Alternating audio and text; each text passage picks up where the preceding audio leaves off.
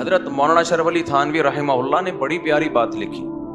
ایک مرید نے نا ان کو لکھ کے دیا کہ مجھ سے گناہ نہیں چھوٹتا, گناہ کرتا ہوں توبہ کرتا ہوں, گناہ کرتا ہوں توبہ چھوٹ نہیں رہا. حضرت توبہ کر کر کے تھک گیا. انہوں نے فرمایا کرتے رہو, اس توبہ کی وجہ سے تعلق تو بحال ہے نا اللہ کا. چلو محبت کا تعلق نہیں, معذرت کا تعلق تو ہے, ایکسکیوز کا تعلق تو ہے. نہیں آئی میرا خیال ہے بات سمجھ میں. ایک تعلق ہوتا ہے اطاعت کا تعلق, فرما برداری کا تعلق. اصل تو یہ تعلق ہے کہ آپ اللہ کے فرما بردار بن کے رہیں. اور ایک تعلق ہوتا ہے فرما بردار نہیں ہے لیکن معذرت کر رہا ہے بار بار, تعلق تو ہے نا. اور ایک ہے کہ تعلق ہی نہیں ہے, نہ اطاعت کر رہا ہے نہ اللہ سے معافیا مانگ رہا ہے. آج مسلمان کا بہت بڑا مسئلہ کیا ہے کہ اللہ کو اس نے اپنی ڈکشنری سے نکالا, اب چند رسومات میں تو اللہ رہ گیا ہے, چند رسومات میں. لیکن ایسا مضبوط تعلق نہیں ہے کہ یہ اللہ آپ کو ڈپریشن سے نجات دے دے, یہ اللہ آپ کی ٹینشنیں دور کر. دیکھو جب آپ ٹینشن میں ہوتے, کوئی محبوب دوست مل کے آپ کے ساتھ ٹینشن شیئر کر لے تو آپ کو خوشی ہوتی ہے نا. آپ کہتے ہیں یار تمہاری وجہ سے میرا غم کیا ہو گیا ہے, ہلکا ہو گیا ہے. تو اللہ کی وجہ سے غم ہلکا کیوں نہیں ہو رہا؟ اس کا مطلب اللہ دوست ہی نہیں ہے, تعلق ہی نہیں ہے اللہ سے. تو خوب سمجھ لو رمضان اللہ نے کیوں دیا؟ اللہ سے تعلق پیدا کرنے کے لیے. جتنی عبادتیں ہیں بھائی تم اللہ سے کوئی دوستی لگاؤ, راز و نیاز کیا کرو اللہ تعالیٰ سے. تو اللہ سے جو دوستی ہے نا اور تعلق ہے, اس میں سب سے زیادہ پاورفل چیز کیا ہے؟ وہ ہے دعا. آج میں نے دیکھا ہے لوگ نماز پڑھ لیتے ہیں کسی نہ کسی درجے میں, تلاوت کر لیتے ہیں کسی نہ کسی درجے میں, صدقات و خیرات بھی ٹوٹے ویسے تو نہیں ہو رہے جیسے ہونے چاہیے, لیکن چلو ٹوٹے پھوٹے صدقات و خیرات بھی ہو جاتے ہیں. عمرہ بھی کر لیتے ہیں, پیسہ اللہ دے دے, حج بھی کر لیتے ہیں. اللہ سے مانگنے کا شوق ختم, بس ایک فارمیلٹی پوری ہوتی ہے. اجتماعی دعاؤں میں, اجتماعی دعائیں ہوتی ہیں نا, اس میں آ رہے ہیں. اب تو بینر بھی لگ رہے ہوتے ہیں ہمارے یہاں, رو رو کے دعائیں مانگی جائیں گی. یعنی یہ بھی ایک انٹرٹینمنٹ کا ذریعہ بن گئی یہ چیز. میں کسی کی نیت پہ شبہ نہیں کر رہا. ٹی وی میں پروگرام دیکھ لو پہلے, کئی اب پتہ نہیں آ رہے ہیں کہ نہیں آ رہے, باقاعدہ ٹھیے لگ رہے ہیں, ٹھیک ہے نا, اور پورا ایک انٹرٹینمنٹ ہو رہی.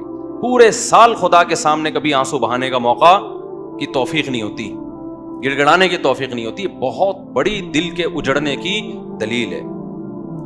تو جتنے یہاں پر لوگ بیان سننے آئے ہوئے ہیں, اعتکاف میں آئے ہوئے ہیں, نیت کریں کہ اس دل جس میں وحشت پیدا ہو چکی ہے اللہ سے, دل کی اس وحشت کو ختم کرنا ہے. میں جب حضرت مفتی رشید احمد صاحب رحمہ اللہ سے بیعت ہونے کے لیے گیا تو حضرت نے ہمیں کچھ معمولات بتائے. وہ معمولات آپ نے نہیں کرنے ہیں. آپ کہیں وہ کون سے معمولات ہیں, وہ میں بھی بتاتا ہوں, لیکن وہ آپ کے کرنے کے نہیں ہے. اس کی وجہ بھی بتاؤں گا کیوں نہیں ہے. تو حضرت نے فرمایا کہ رات کو کسی بھی وقت قبلہ رخ ہو کے بیٹھ جایا کریں, جیسے بیٹھنا سہولت سے ممکن ہو, یعنی جس پوزیشن میں بیٹھنے میں سہولت. پھر کیا کرنا ہے؟ 10 دفعہ درود شریف پڑھنا ہے نبی صلی اللہ علیہ وسلم کے احسانات کو سوچ کے. پھر 10 دفعہ استغفار پڑھنا ہے اپنے گناہوں کو یاد کر کے. اور پھر ایک مراقبہ کرنا ہے. مراقبہ کیا کہ اگر آپ کسی جگہ خوبصورت باغیچہ لگانا چاہتے ہیں, خوبصورت پھول لگانا چاہتے ہیں, پھلدار درخت لگانا چاہتے ہیں, تو پہلے وہاں سے جھاڑیاں صاف کرنی پڑیں گی کہ نہیں کرنی پڑیں گی؟ بولو نا. خواتین خوب غور سے بیان سنیں. آج کل خواتین میں بھی گھروں میں معمولات کا رواج ختم. موبائل آ گیا ہے ہاتھ میں. ہم اپنی دادیوں نانیوں کو دیکھتے تھے, مصلے سے محبت تھی ان کو. آج ہم عصر کے بعد نا بات کر رہے تھے کہ فٹنس, فزیکل فٹنس کی نا. مجھ سے اکثر لوگ آ کے پوچھتے ہیں نا آپ اتنے باریک کیوں ہیں, ٹھیک ہے, تو میں تو کوئی خاص نہ کوئی بہت زیادہ ایکسرسائز ہیں, پراٹھے وراٹھے پڑتا رہتا ہوں. تو میں بتا رہا تھا کہ پہلے زمانے کے لوگ تو کوئی ٹریننگ نہیں تھی, کوئی فزیکل فٹنس کی چیزیں نہیں تھی, پھر بھی فٹ تھے. تو مجھے اپنی دادی یاد آ رہی تھی. اب آج خواتین واکنگ بھی کرتی ہیں, جاگنگ بھی کرتی ہیں, جم بھی جا رہی ہیں. میں اس کے خلاف نہیں ہوں, پردے کے ساتھ کیا جا سکتا ہے, کیونکہ گھر میں اور تو کچھ ہو نہیں رہا, تو پھر تو کھا بڑی اسپیڈ سے رہی ہیں, تو پھر وہی ہوگا نا جو مردوں کے ساتھ ہو رہا ہے, جو عورتوں کے ساتھ ہو رہا ہے, پھٹ پٹا کے دھماکے کے ساتھ اطلاع آ جاتی ہے. ایک دن آج یہ دنیا سے چلے گئے. لیکن ہم جب پرانی عورتوں کو دیکھتے ہیں, اپنی دادیوں نانیوں کو, تو انہوں نے تو ایک ایک تخت پہ پوری پوری عمریں گزار دی. میں اپنی دادی کو میں نے میرا خیال ہے 20 سال دیکھا ہے, 20 سال اپنی دادی کے ساتھ گزارے. تو 20 سال سے میں ان کو تخت پہ ہی دیکھ رہا تھا. ایک تخت تھا, شاید ان کو جہیز میں 1903 میں ملا ہو کہیں, یا 1904-05 میں کہیں جا کے ملا ہو. اس کے اوپر ایک چادر تھی, اس کے اوپر ایک دری تھی, اس کے اوپر ایک اور چادر تھی, اس کے اوپر ایک اور دری تھی. ایک دری کے نیچے کیلا رکھا ہوا ہوتا تھا, دوسری دری کے نیچے کوئی پیسے ویسے رکھے ہوئے ہوتے تھے. ان کے مختلف چیزیں تھیں. پان بھی کھاتی تھیں. وہ تھا سروتا ہوتا تھا نا, اب تو یہ لفظ ڈکشنری سے غائب ہو رہے ہیں. سروتا نہیں ہوتا وہ جو کاٹنے والا, پھر چھوٹا سا پان ہوتا تھا, تمباکو لگایا اور رکھ لیا. اسی تخت پہ میں نے ان کو دیکھا. 20 سال انہیں گزارے, اور 85-90 سال کی عمر میں ان کا انتقال ہوا ہے. نہ کوئی واکنگ تھی, نہ کوئی جاگنگ تھی, نماز, تسبیحات, تھوڑا بہت غیبتوں میں ٹائم گزرتا تھا, اللہ معاف فرمائے وہ غلط تھا. زیادہ ٹائم کس میں گزرتا تھا؟ نماز میں. روزے رکھتی تھیں شوال کے, رمضان میں کئی قرآن ختم ہو جاتے تھے, حالانکہ نظر کمزور ہو گئی تھی, اتنے موٹے موٹے چشمے لگا کے قرآن پڑھے جا رہے ہیں. میں حیران ہوں آج کل عمریں کتنی چھوٹی ہو گئی ہیں. بات کیا ہے بھائی؟ کسی نہ کسی درجے میں اللہ سے تعلق تھا, ٹینشنیں نہیں تھی, ڈپریشن نہیں تھی جو یہ ہے. ان کی ڈپریشنیں اللہ سے دعائیں مانگ کے ختم. انہوں نے بہت سارے غم بھی دیکھے, جوان موتیں دیکھی ہیں. مجھے دادی نے بتایا کرتی, پتہ نہیں کتنے میرے بچے پیدا ہو کے فوت ہوئے ہیں. آج عورت کا ایک بچہ فوت ہو جائے نا, اتنا شور شرابہ, اتنا رونا پیٹنا چیخنا کہ شوہر کا دل کرتا ہے کہ وہ بھی فوت ہو جائے. اتنی ٹینشن ہوتی ہے اس کو. غموں کا برداشت کرنا اور برداشت کرنے کی طاقت اور قوت ختم, کیونکہ اللہ سے تعلق کیا ہو گیا ہے؟ ختم. پہلے بڑے آرام سے ایک جملہ, بھائی ما قدر اللہ, یہ دیا, یہ اولاد دی اللہ نے, لینے والا کون ہے؟ وہ بھی اللہ, اس کی مرضی لے لی. تھوڑا بہت روئے, اس کے بعد نارمل. تو وہ میں واقعہ سنا رہا تھا نا, ہمارے حضرت فرمایا کرتے تھے کہ یہ سوچا کریں, 10 دفعہ درود شریف پڑھا, 10 دفعہ استغفار, اس کے بعد تھوڑی دیر مراقبہ. مراقبہ وہ نہیں جو مراقبے سینٹر کھلے ہوئے ہیں, ٹوپی ڈرامہ پتہ نہیں کیا کیا گھما رہے ہوتے ہیں, کوئی کشف کرامت وغیرہ چیزیں دکھا رہے ہوتے ہیں. مراقبہ کا مطلب اس کا استحضار کریں. ایک مثال سوچیں کہ جب کسان کو کوئی خوبصورت باغیچہ لگانا ہوتا ہے تو پہلے زمین سے جھاڑیاں اور کانٹے دار پودے صاف کرتا ہے. ایسے ہی نہیں لا کے کاشتکاری کر دی جاتی اچھی چیزوں کے لیے. جھاڑیاں اور خاردار پودے لگانے کے لیے ٹریکٹر چلانے کی ضرورت نہیں ہے, وہ خود بخود اگ جاتے ہیں. سیب, انار, انگور, ناشپاتی, گندم, چاول, یہ چیزیں لگانے کے لیے کیا چاہیے؟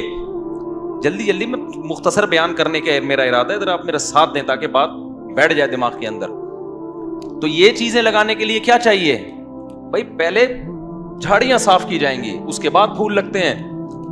تو حضرت فرمایا کرتے تھے, یہ سوچا کریں کہ میرے دل میں اللہ کی محبت کے پھول اس وقت تک نہیں لگیں گے جب تک دنیا کی محبت کی خاردار جھاڑیاں صاف نہیں ہوں گی.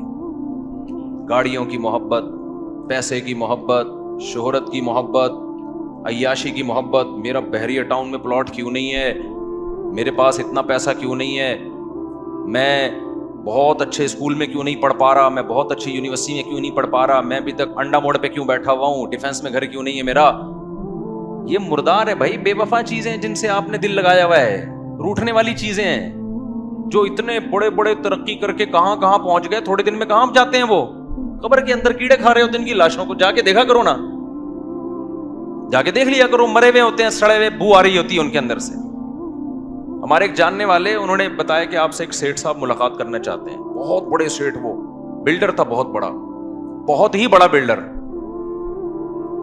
تو انہوں نے مجھے 2-3 دفعہ کہا آپ سے ملنا چاہتے ہیں. میں نے کہا ملنے, کہتے نہیں بھائی وہ اصل میں ان کی سیکیورٹی بہت ہے, تو وہ کیونکہ بہت زیادہ پیسہ ہے تو سیکیورٹی بھی اسی حساب سے, جتنا زیادہ پیسہ آتا ہے نا, پیسے کا گراف جتنا اوپر جاتا ہے, موت کا خطرہ بھی اسی حساب سے اتنا. عزت اور شہرت, یہ 2 چیزیں ایسی ہیں جتنی بڑھیں گی موت کا خطرہ اتنا ہی بڑھے گا. جو غریب آدمی اور مشہور بھی نہ ہو وہ ٹرک کے نیچے آگے بھی نہیں مرتا, میں نے اکثر دیکھا, پھر بھی بچ جاتا ہے, پھر بھی کہیں نہ کہیں سے بچ ہی جائے گا وہ. جتنی عزت بڑھتی چلی جائے گی نا آپ کی, اور جتنا پیسہ آتا چلا جائے گا, موت کا چانس اسی حساب سے, کیونکہ حاسدین بڑھتے چلے جاتے ہیں نا. تو انہوں نے مجھے بتایا کہ بھائی وہ اتنا پیسے والا بلڈر ہے, وہ یہ فلانا پروجیکٹ اس کا چل رہا ہے, فلانا پروجیکٹ اس کا چل رہا ہے, تو مفتی صاحب جانا پڑے گا, وہ بہت عقیدت مند ہے آپ کا, تو جانا پڑے گا. ایکچولی وہ بڑا پروٹوکول ہوتا ہے ان لوگوں کا. میں نے کہا چلو آپ اتنا اصرار کر رہے ہیں اور آپ کے تعلق ہے میرا, میں تو آپ کو جانتا ہوں, اس کو تو نہیں جانتا, آپ سفارش کرنے تو مل لوں گا. تھوڑے دن میں انہوں نے مجھے بتایا کہ بھائی اس کا انتقال ہو گیا. کیا ہو گیا بولو؟ انتقال. میں نے کہا بھائی کل پرسوں تو ملاقات کی باتیں ہو رہی تھیں. انہوں نے کہا بس وہ ہارٹ اٹیک ہوا اور دار فانی سے ہمیشہ کے لیے چلے. اب اتنا بڑا آدمی, ہارٹ اٹیک اتنے آرام سے ہوتا نہیں ہے. یہ ہم غریبوں والے حساب نہیں ہوتے. ان کی cholesterol level, lipid profile, blood pressure, مشینیں ان کے ساتھ ساتھ چلتی ہیں. غریب آدمی کو تو جب رگ پھٹتی ہے تو پتہ چلتا ہے, 6 مہینے بعد پتہ چلتا ہے کہ ہوا کیا تھا اس کے ساتھ, کیونکہ کوئی ٹیسٹ, کوئی رپورٹ ہے اس کے پاس, بولو نا, ہوتی نہیں ہے. گٹکے کھا کھا کے منہ کے کینسر کو بھی چلاتے رہتے ہیں کئی سال تک. یہ گٹکے بھی غیر معیاری ہیں نا ان کے. تو یہ جو اتنا مالدار آدمی اچانک سے اس کی موت ہو گئی, تو آپ کا کیا خیال ہے, یہ اچانک ہو گئی ہوگی؟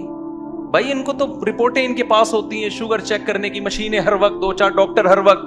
پھر بھی اللہ بتاتا ہے جب موت کا وقت آتا ہے, سیکنڈوں کے اندر موت دیتا ہوں میں اکثر ایک مثال میں, بیان میں ایک مثال دیتا ہوں. دیکھو جتنے بھی پیغمبر دنیا سے گئے, سے ہمیں یہی پتا چلتا ہے کہ جیسے نارمل کسی کی موت ہوتی ہے, بیمار ہوتے ہیں, بستر پہ جاتے ہیں, کچھ وقت کے بعد ان کی ڈیتھ ہو جاتی ہے. ہمارے نبی صلی اللہ علیہ وسلم کے ساتھ بھی ایسا ہوا.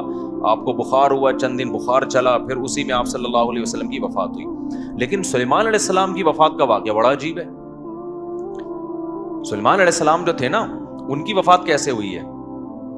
اللہ نے سلیمان علیہ السلام کو اتنی بڑی حکومت دی, تخت ان کے تابع بنا دیا, ہوائیں ان کے تابع کر دی, 100 بیویاں معذرت کے ساتھ. اتنا ظاہر ہے جب بہت پیسہ, صحت بھی, محلات بھی, ملکہ سبا مسلمان ہو گئی, آ کے اتنی بڑی حکومت مل گئی بیٹھے بیٹھے, اتنے وسائل, اور جنات پر روب سلیمان علیہ السلام. اور قرآن کے الفاظ کیا ہے؟ فلما قضینا علیہ الموت, سلیمان علیہ السلام نے ایسے لاٹھی یوں رکھ کے بیٹھے ہوئے ہیں اور تعمیراتی کام کروا رہے ہیں. یہ جو احرام مصر ہے نا, کوئی بھروسہ نہیں ہے جنات نے بنایا, کیونکہ یہ عجائب دنیا کا ایک عجوبہ اسی وجہ سے ہے کہ سائنسدان اور ماہرین حیران ہیں کہ یہ بغیر جوڑ کے اتنی بڑی بڑی اینٹیں کون سی کرینوں نے لا کے یہاں رکھی ہیں. تو عین ممکن ہے جنات نے اٹھا کے پہاڑوں پہ رکھ دی ہوں. تو کوئی چیز کسی سے نہ اٹھ رہی ہو نا, وہ ایک ہاتھ, چلو یار پھر بیان میرا ہٹ جاتا ہے, پورا جو ٹاپک چینج ہو جاتا ہے. اچھا, تو لیکن سلیمان علیہ السلام کی موت کیسے ہوئی ہے؟ لاٹھی زمین پہ, اور ایسے روپ کے ساتھ کرسی سے ٹیک لگا کے بیٹھے ہوئے اپنی نگرانی میں کام کروا رہے ہیں. مزدور لگے ہوئے ہیں ٹینشن میں, اور جنات بھی ٹینشن میں نا, محنت مزدوری کا کام کر رہے ہیں. قرآن کہتا ہے فلما قضینا علیہ الموت, ہم نے وہیں بیٹھے بیٹھے سلیمان کی روح کو قبض کر لیا. انبیاء کے ساتھ معاملہ یہ ہوتا ہے کہ موت کے بعد پیغمبروں کا جسم خراب نہیں ہوتا, نہ ان کے جسم میں ذرہ برابر بھی کوئی تبدیلی آتی ہے. بالکل موت کے بعد ایسے لگتے ہیں جیسے زندہ ہیں, کوئی ان کے چہرے پہ تبدیلی نہیں آتی. ہزاروں سال گزر جائیں, لاکھوں سال گزر جائیں, اللہ نے پیغمبروں کے جسموں پہ نا, مٹی پہ پیغمبروں کے جسموں کو حرام کر دیا ہے. تو اب سلیمان علیہ السلام ایسے بیٹھے ہوئے ہیں اور آپ کی موت واقع ہو گئی. جنات لگے ہوئے ہیں کہ وہ سمجھ رہے ہیں کہ یہ کیا ہیں, زندہ ہیں. قرآن کہتا ہے کہ دیمک نے ان کی لاٹھی کو کھانا شروع کیا زمین میں. دابۃ الارض تاکل من سأتہ, وہ زمین کا کیڑا جو تھا نا, وہ کھاتے کھاتے جب وہ بیلنس آؤٹ ہوئے تو سلیمان علیہ السلام دھڑام سے زمین پہ گرے. تبینت الجن, جنات کو پتا چلا او بھائی یہ کیا ہو گیا. اب سوال پیدا ہوتا ہے, اے اللہ تیرے اتنے محبوب پیغمبر جن کی تو اتنی تعریفیں کر رہا ہے, اور تو نے ان کو دنیا میں ایسی حکومت دی. قرآن کہتا ہے کہ نہ ان سے پہلے ایسی حکومت کسی کو ملی, نہ ان کے بعد ملے گی ایسی حکومت. اتنے وسائل, اتنی دولت, اتنی پاورفل ریاست, اتنے وسائل, 100 بیویاں کسی کو مل سکتی ہیں؟ اویلیبل ہی نہیں ہے مارکیٹ میں. مل سکتی ہیں کیا ہے بھائی؟ لوگ ایک ایک کے لیے کنوارے چھڑے چھاٹ ترستے پھر رہے ہیں بیچارے, اور میرا خون پیتے ہیں آ کے کوئی رشتہ بتا دے. تو میں کہتا ہوں یا تو رشتہ آئے گا, نہیں تو صبر کرو پھر فرشتہ آئے گا. دونوں میں سے ایک کام لازمی ہوگا. تو جب فرشتہ آئے گا تو پھر جنت کی حوروں سے ملا دے گا, پھر وہاں لائف کو انجوائے کرنا, زیادہ ٹینشن مت لو. تو ایسا کیا کیوں اللہ نے سلیمان علیہ السلام کے ساتھ؟ کیا حکمت تھی اس میں؟ بھائی اللہ یہ بتانا چاہتا ہے کہ ٹھیک ہے سلیمان کو میں نے خوش ہو کے دنیا دی ہے نا, لیکن میں تمہیں یہ بتانا چاہتا ہوں کہ یہ دنیا میں کسی کو ناراض ہو کے دوں یا خوش ہو کے دوں, چھیننے میں چند سیکنڈ بھی نہیں لگتے ہیں. اصل آخرت ہے. جب سلیمان کو دنیا اتنی دے دی اللہ نے اور چند سیکنڈ میں پوری دنیا ایک دم میں واپس لے لی, تو میں اور آپ کس کھیت کی مولی ہیں؟ ہم سمجھے جی میں نے اپنا گھر بنایا, اپنا خود میں نے دروازہ لگایا اس میں, اب میں کرائے کے گھر پہ نہیں رہتا, اب یہ میٹر بھی میرے نام کا ہے. اس پہ اترا رہے ہیں آج کل لوگ نا, میرا اپنا گھر ہے کہ کرائے ورائے پہ نہیں رہتے ہم, میری اپنی گاڑی ہے, اور رکشے والا میرا رکشہ ہے, صرف تم, اس کے پیچھے لکھا ہوتا ہے نا فخر سے, اور اس رکشے پہ اس کو اتنا فخر ہے چپل لٹکائی ہوئی ہے کہ نظر نہ لگے اس کو. او بھائی ٹرک کو نظر لگی تھی تو یہ رکشہ بنا تھا, اب اس کو کیا مزید کیا نظر لگے گی؟ تو میرا گھر, میرا بنگلہ, میری گاڑی, ہر آدمی اسی بے وقوف اسی چکر میں لگا ہوا ہے. او بھائی ہماری ضرورت 2 وقت کی روٹی ہے بھائی, 2 وقت کی روٹی مل گئی, جسم کسی بڑی بیماری سے محفوظ ہے. اس کے بعد اگر آپ ٹینشن لے رہے ہو نا دنیا کی, تو یہ آپ کی کھوپڑی کا فالٹ ہے. یہ اس کی علامت نہیں ہے کہ اللہ کی طرف سے آپ پر مصیبتیں آ رہی ہیں. مصیبتیں کہاں آ رہی ہیں؟ صبح بھی کھانے کو ملتا ہے, شام کو بھی کھانے کو ملتا ہے. لوگ کہتے ہیں خالی کھانا ہی تو ضرورت نہیں ہے, جھوٹ بولتے ہیں لوگ, صرف کھانا ہی ضرورت ہے ہماری, باقی ساری آپ کی بنائی ہوئی ضرورتیں ہیں. جب بھی یہ بات کرو نا لوگ کہتے ہیں مولویوں کو دیکھو, صرف کھانا ہی تھوڑی ضرورت ہے, صرف رات گزارنا ہی تھوڑی ضرورت ہے. تو کیا ضرورت؟ مسافر کو تو کھانا چاہیے اور سفر میں ٹائم پاس کرنے کے لیے اچھی سیٹ چاہیے نا, کہ اس میں آرام سے سو سکوں, کمر سیدھی کر سکوں. اب اکانومی کلاس میں آپ کمر سیدھی نہیں کر سکتے آپ جب تک برتھ کا انتظام نہ ہو, لیکن اس میں بھی لوگ کر لیتے ہیں. آپ اکانومی کلاس میں ٹرین میں بیٹھو, چادریں لگا کے سو رہے ہوتے ہیں, اس میں جھولے بھی مل رہے ہوتے ہیں, تو ضرورت کا خود ہی انتظام کر لیتے ہیں نا. تو بھائی ہمیں بھی رات کو سونے کے لیے کوئی سوٹیبل جگہ مل جائے, اور صبح اور شام ہمارا پیٹ کسی طریقے سے پورا نہ بھی بھرے, 1/3 بھی بھر جائے نا, جو ضروری ہے بس بہت ہے. اس کے آگے ساری غریبیاں ہیں, ان غریبیوں کے ملنے پہ خوش ہوا کرو, لیکن نہ ملنے پہ ٹینشن نہ لیا کرو. نہ ملنے پہ اگر ٹینشن ہو رہی ہے تو یہ دنیا مردار کے عاشق ہونے کی علامت ہے. اور جس دل میں دنیا مردار کی محبت آئے گی, اللہ کی محبت کا تو سوال ہی پیدا نہیں ہوتا. یہ 2 محبتیں ایک دل میں جمع نہیں ہو سکتی. تو اس گند کو پہلے دل سے نکالنا پڑے گا. جیب سے نہیں نکالو دنیا کو, دل سے نکالو. سمجھ رہے ہو کہ نہیں سمجھ رہے؟ جیب سے کا مطلب ہے سب کچھ لٹا دیا جا کے, نہ دل سے نکالو. جیسے جب آپ سفر کرتے ہو نا ٹرین میں یا بس میں, تو دل میں اس ٹرین اور بس کی محبت نہیں ہوتی, لیکن اس کو استعمال بہرحال کر رہے ہوتے ہو آپ کے. بار سہولت کی چیز ہے یار, پیسے زیادہ ہوں گے تو جہاز میں چلا جائے گا آدمی. محبت تھوڑی کرتا ہے کہ اتنا اچھا جہاز ہے تو میں نے یہیں بیٹھے رہنا ہے, مجھے اٹھنا ہی نہیں یہاں سے. تو میں وہ بتا رہا تھا ہمارے حضرت کیا فرمایا کرتے تھے کہ جب بیٹھو تو 10 دفعہ استغفار, گناہوں کی معافی, 10 دفعہ درود شریف. پھر کیا کرنا ہے؟ یہ بہت اہم اس میں سبق ہے, اس لیے میں یہ بتا رہا ہوں کہ کیا یہ ہمیں نصیحت کرتے تھے. پھر کیا کرنا ہے؟ یہ مراقبہ کرنا ہے کہ جب تک کسی باغیچے سے جھاڑیوں کو صاف نہ کیا جائے, پھول بوٹے اس میں پیدا نہیں ہوتے. تو جب تک دل میں دنیا کے جو گٹر اور دنیا کے محبت کے جو گٹر ابل رہے, اس کو گٹر ہی کہا کرو. دنیا مردار کی محبت کی کیا یہ گٹر ہے. دنیا مردار کی محبت کے گٹر یہ جب تک بند نہیں ہوں گے, اللہ کی محبت کے چشمے نہیں پھوٹیں گے. ایک ہی سوراخ سے گٹر کا پانی بھی نکل رہا ہو اور چشمہ بھی نکل رہا ہو, کبھی دیکھا آپ نے؟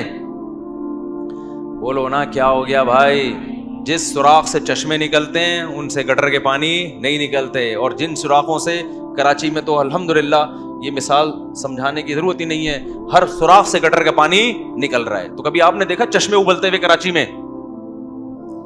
تو جس دل میں دنیائے مردار کے گٹر کا پانی ابلتا ہو اس دل میں اللہ کی محبت کے چشمے نہیں پھوٹ سکتے. تو یہ حضرت فرماتے تھے یہ مثال سوچیں. کیوں سوچیں آگے بتا رہا ہوں میں. پھر ایک اور مثال سوچیں, اور یہ ہمارے سب اکابر بتاتے رہے ہیں, صرف ہمارے حضرت کی بات نہیں ہے. دوسری کیا مثال کہ جب سفید کپڑوں کو نیل لگایا جاتا ہے اس میں چمک پیدا کرنے کے لیے, تو پہلے میل کچیل کو صاف کیا جاتا ہے. ڈائریکٹ نیل نہیں لگا دیا جاتا ورنہ عجیب سا لگے گا. پہلے اس کا میل اتارا جاتا ہے, اس کے بعد اس میں برائٹنس پیدا کرنے کے لیے, اٹریکشن پیدا کرنے کے لیے, اس گند اور میل کچیل کو دور کرنے کے بعد پھر اس کو نیل کے پانی میں ڈبویا جاتا ہے. پھر کیسا اجلا اجلا اور چمکتا ہوا نظر آتا ہے وہ. تو جب تک دل میں اللہ کے غیر کی محبت کا گند صاف نہیں ہوگا, اللہ کی محبت کے نیل سے دل چمکدار نہیں ہوگا. یہاں تک کھوپڑی شریف میں بات آ گئی ہوگی میرا خیال ہے. پھر حضرت فرماتے تھے پھر اس کے بعد کیا کرنا ہے. ابھی تو یہ سوچنا ہے نا, سوچنے کے بعد کیا کرنا ہے. پھر اس کے بعد قبلہ رخ بیٹھ کے لا الہ الا اللہ کی ضرب لگانی ہے. آپ لوگ یہ کام نہ شروع کر دیں, وجہ میں بتاؤں گا آخر. لا الہ کرتے ہوئے کیا کرنا ہے, دائیں طرف سر کو لے کے جانا ہے, اور توجہ یہ کرنی ہے کہ دل سے لا الہ کا مطلب کوئی معبود نہیں, کوئی محبوب نہیں, کوئی بھی نہیں ہے.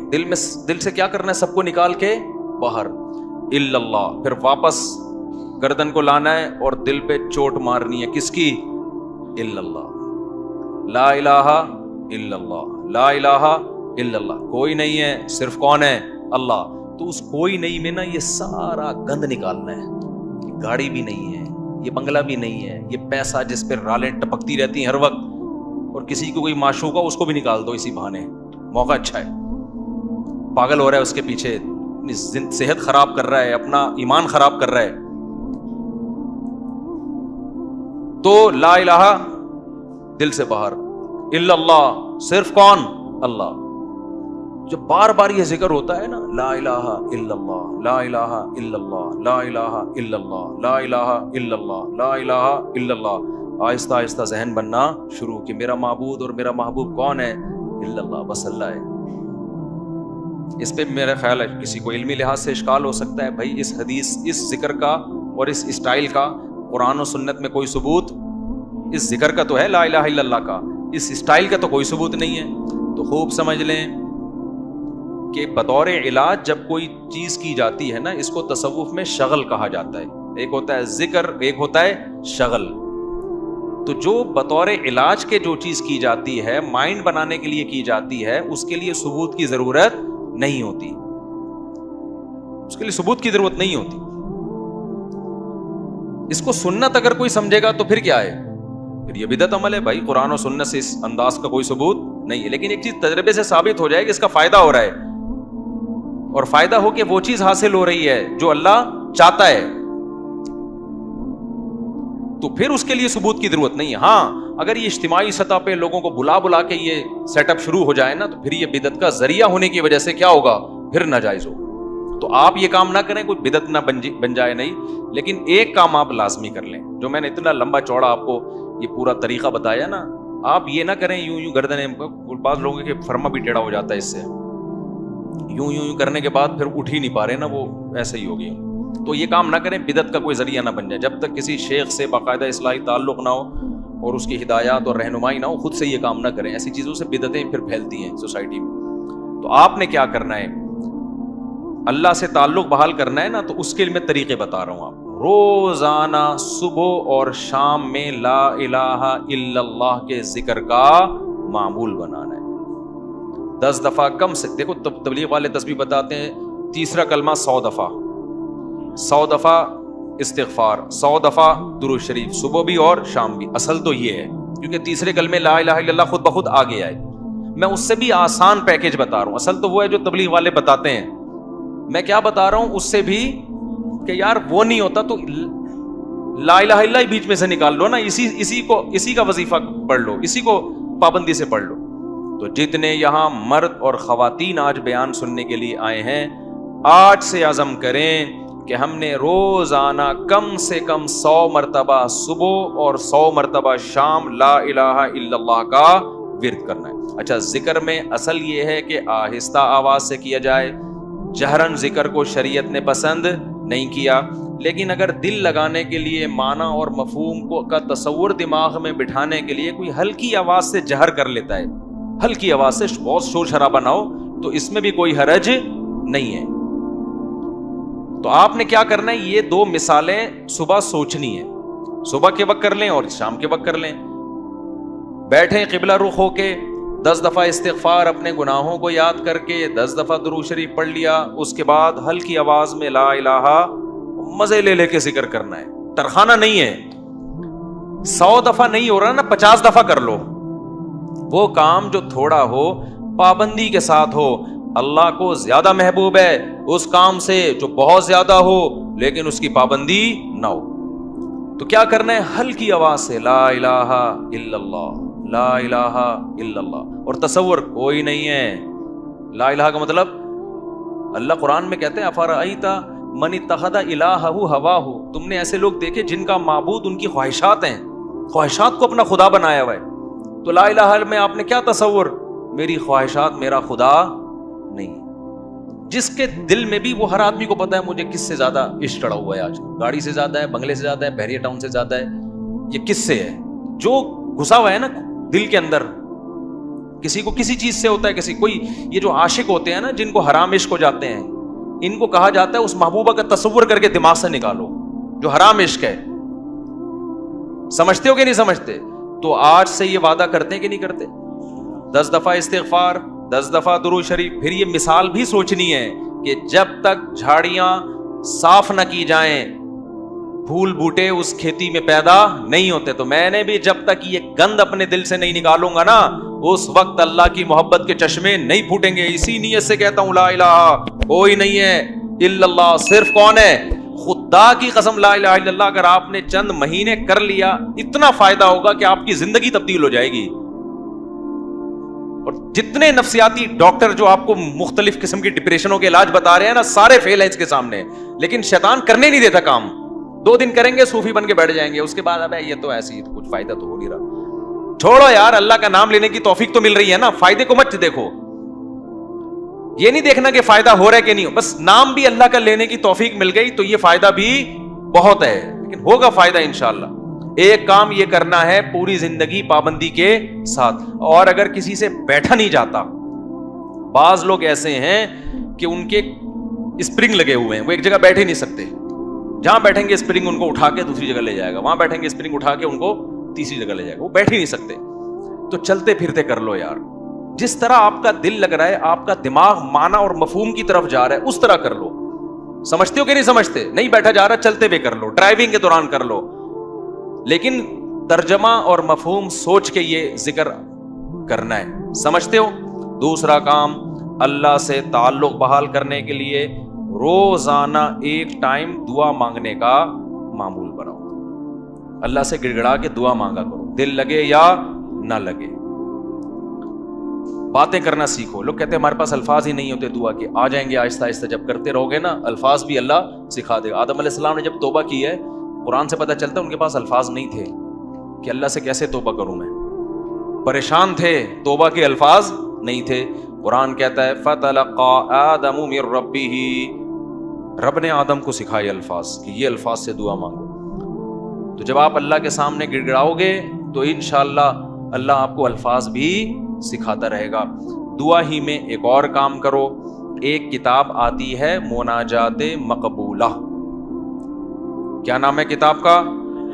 مولانا اشرف علی تھانوی رحمہ اللہ تعالی نے قرآن اور سنت میں صحیح احادیث میں جتنی دعائیں ہیں ان تمام دعاؤں کو ایک چھوٹے سے کتابچے میں جمع کر لیا.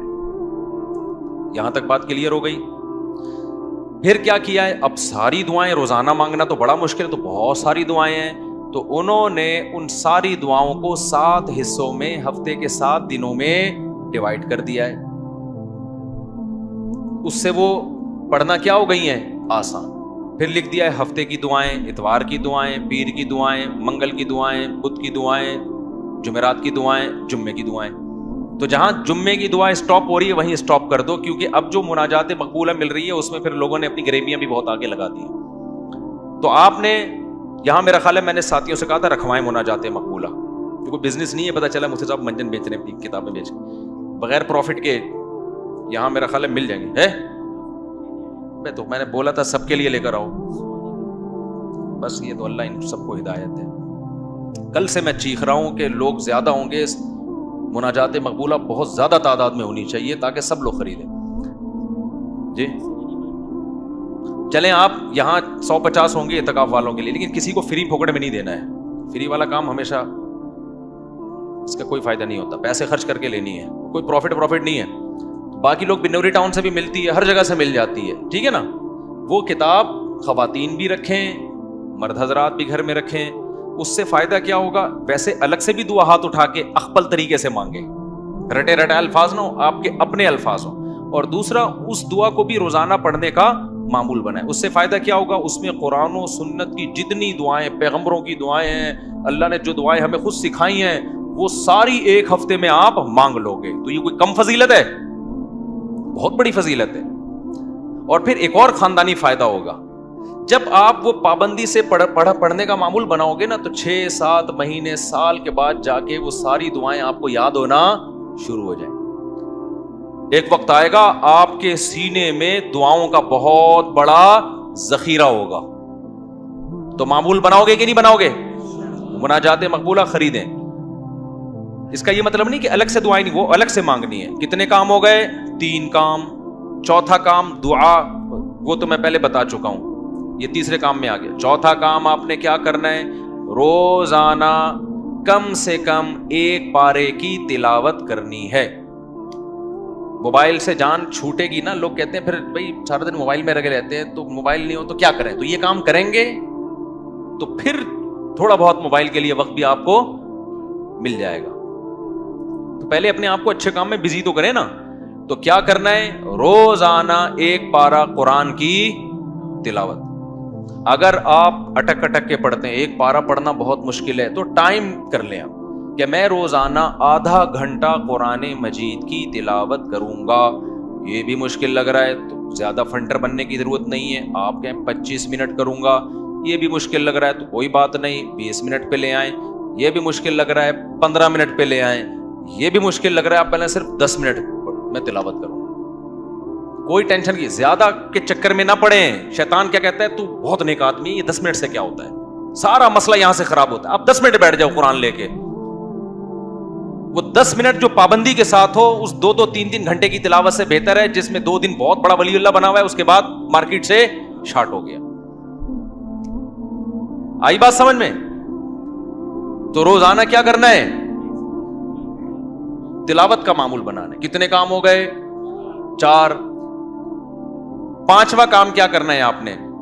دیکھو قرآن میں تہجد کی اتنی زیادہ فضیلت اللہ نے بیان کی ہے نا کہ ایسا لگتا ہے کہ جو جنت میں جائیں گے وہ تہجد تو پڑھتے ہی ہوں گے لازمی. یعنی قرآن سے ایسا لگتا ہے، کہیں بھی ایسا نہیں ہے کہ جنتیوں کی صفت بیان کی اور تہجد کا اس میں تذکرہ نہ ہو. تو ہمت کر کے نا رات کو 2 سے 4 رکعتیں کم از کم پڑھنے کا معمول بنا لو. اور اس 4 اور جو دعا کرو گے نا وہ اسی 4 رکعتوں کے بعد، وہ جو ایک معمول میں نے بتایا نا دعا کا، کیونکہ سب سے زیادہ قبولیت کا وقت کون سا ہے؟ رات کا آخری حصہ. تو ہماری خواتین کو بھی ان چیزوں کا اہتمام کرنا چاہیے اور ہمارے مردوں کو بھی. آپ دیکھنا انشاءاللہ زندگی میں آہستہ آہستہ زبردست تبدیلی آنا شروع ہوگی، سکون آنا شروع ہوگا گھروں میں، اطمینان. ایک دم سے نہیں ہو جاتا سب کچھ، تھوڑا سا اللہ سے کنیکشن بحال ہونا شروع ہوگا.